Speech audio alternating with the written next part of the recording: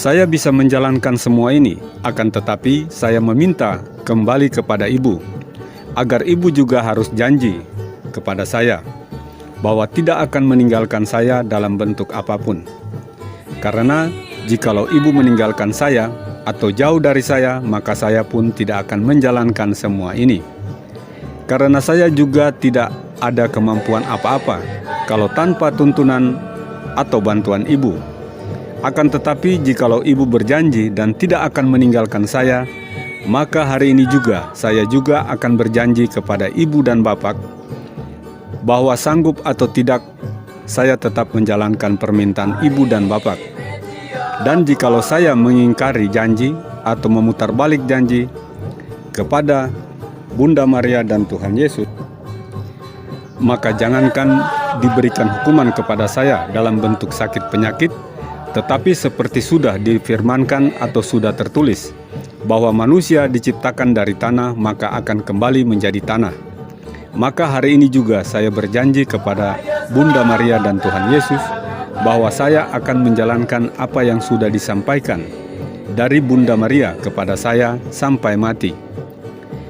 Tetapi jawaban Bunda Maria kepada saya, bahwa kamu tidak perlu takut, dikarenakan urusan kematian bukanlah urusanmu, tetapi itu urusan ibu dan bapak. Lalu saya bertanya juga kepada ibu dan bapak, apakah saya akan meninggal atau bagaimana?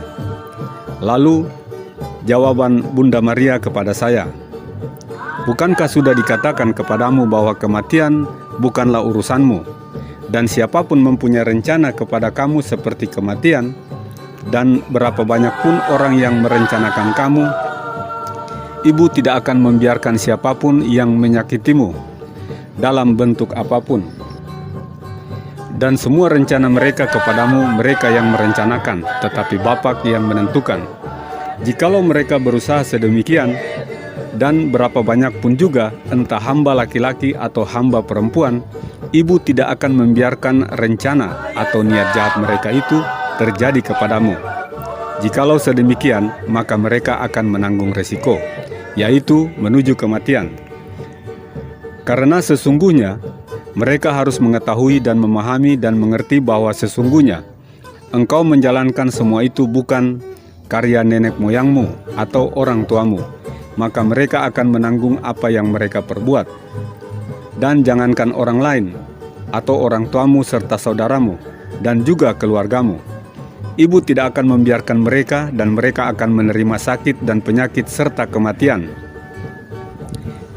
Karena mereka tidak pantas dan tidak layak untuk hidup di dunia ini. Karena mereka banyak merugikan orang lain atau sesama kita. Dan mereka tidak pantas atau tidak layak hidup di dunia ini. Maka mereka harus kembali menjadi tanah karena diciptakan dari tanah. Karena mereka sudah mengetahui, tetapi mereka mau mencoba dan mau untuk menghalanginya.